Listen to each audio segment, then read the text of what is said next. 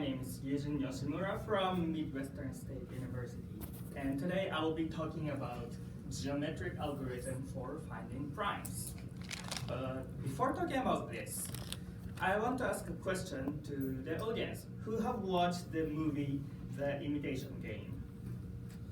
Oh, I see a lot of hands. And for those who haven't watched that movie, it's a story about Alan Turing trying to decode from the cryptography made in Germany using Enigma. This is the machine Enigma. And it used to be one of the best cryptography at that time, but Alan Turing broke it. So what made Enigma being reliable cryptography? It is computational power that humans cannot calculate so fast. So Alan Turing made a computer to break the computational power. Now, we are all using cryptography daily basis in personal communications, in internet. So what made the cryptography that we use reliable? What guarantees? It's the prime numbers. So let's talk about prime numbers. It's a natural number greater than 1 divisible by 1 and itself. It's a very important field of study, especially in number theory. And it's a very difficult problem. It has been studied since ancient era, and it's still being studied until now. There are many things we know about prime numbers. There are still many things that we still don't know about prime numbers. And one of the examples of prime numbers being used in industry is RSA, a crypto system. So let's talk about the history a little bit.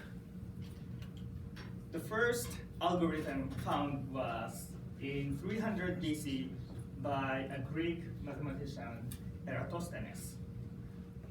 And it is one of the greatest algorithms that we can still easily understand. The second algorithm is found in 1934 by Indian mathematician Sundaram, and third one is 2003 by American mathematician Atkin. So this is relatively new. 2003 is very new compared to the history of mathematics. So what's sieve? Sieve is a method of finding prime numbers. And it goes like this. First, I remove 1 because 1 is not prime nor composite. Then I mark 2 and remove all the multiples of 2. The next number is 3, so I mark 3, remove all the multiples of 3. The next number is 5, remove all the multiples of 5. Mark 7, remove multiples of 7, so on and so forth. So you keep repeating this procedure and find all the primes. So this is what the sieve of Eratosthenes is doing. I came up with a new approach of finding prime numbers by geometric algorithm. So I started with Pythagorean theorem. So if we have a right triangle with 2 sides being known, the hypotenuse of the triangle can be found by using Pythagorean theorem. For example, if I have 1 and 2 on the right triangle, the hypotenuse will be square root of 5. Similarly, I have square root of 13 on that right triangle and square root of 17 here. Then I notice, oh, 5, 13, 17, those are all prime numbers. Maybe I can use this to find bigger prime numbers. And I'm doing a lot of math behind, but I'm not gonna talk all of them because it's too long, and I'm writing an undergrad paper, and please wait for me to post that on the journal so I can disclose the secret. So the geometric algorithm is like this. Since there are 2 kinds of prime numbers, odd or even, and there's only one even prime, which is 2. For odd primes, there are two kinds, 4n plus 1 or 4n minus 1. The geometric algorithm will only focus on the 4n plus 1 primes. So we will generate the prime candidates that includes all the 4n plus 1 primes. Then we exclude all the composites. But even if I just generated a new algorithm, I have to compare with the older algorithms to see how competent mine is. So I wrote the code and implemented it in this way with the problem size from 2 raised to 20 to 2 raised to 28. And I used p threads for parallelization. The number of threads I use for implementation is 8, 16, and 32. And I used the hardware TACC Stampede.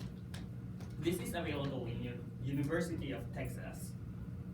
And the reason I use this is because it has many threads, many hardware threads being available.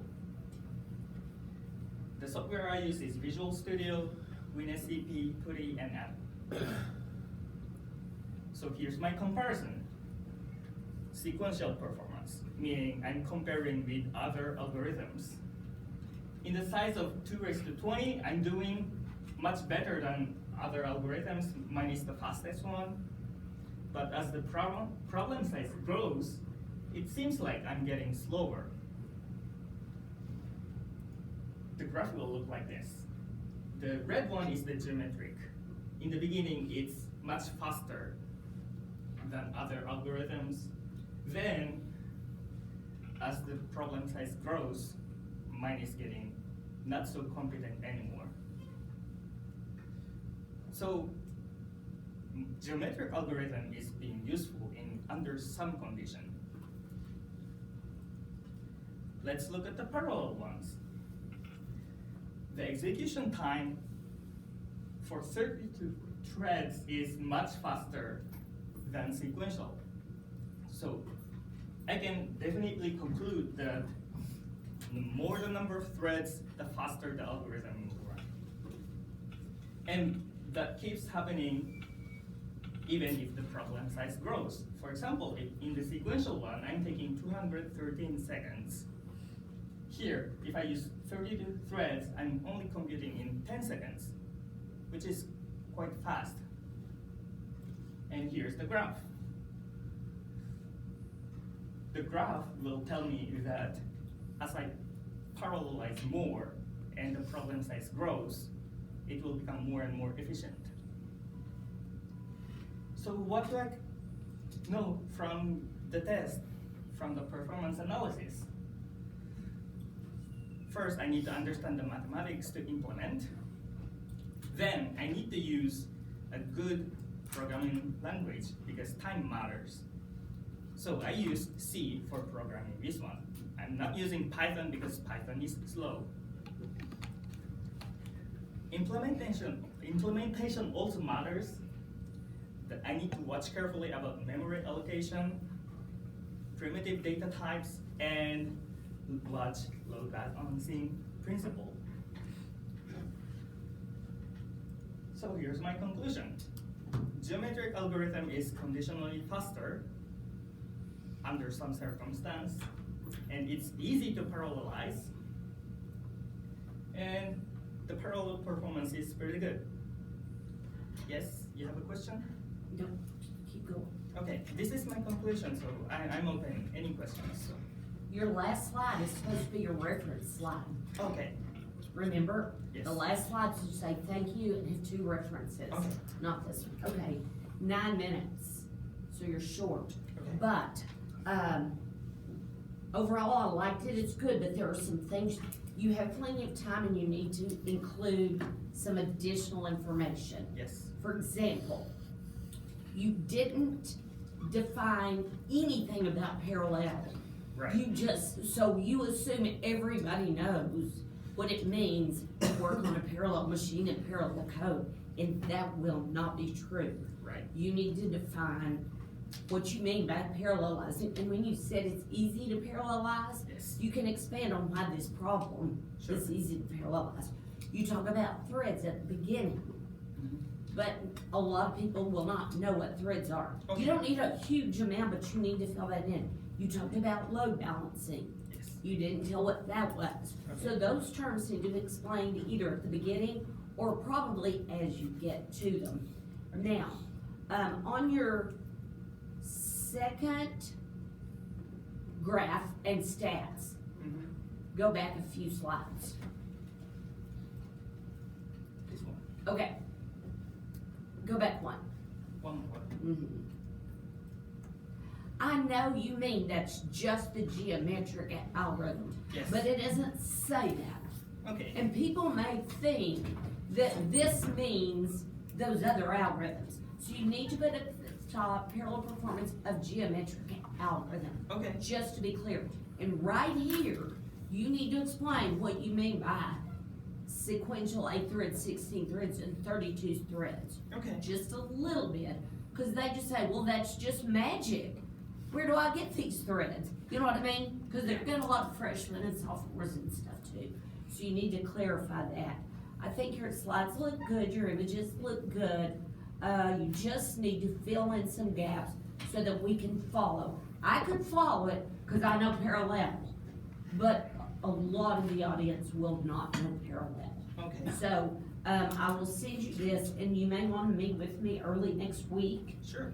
to make sure where you're gonna fill in. You will have to talk again because it was only 9 minutes, once Okay. you get this filled in. So in the next week or 2 or 3, okay? Thank you.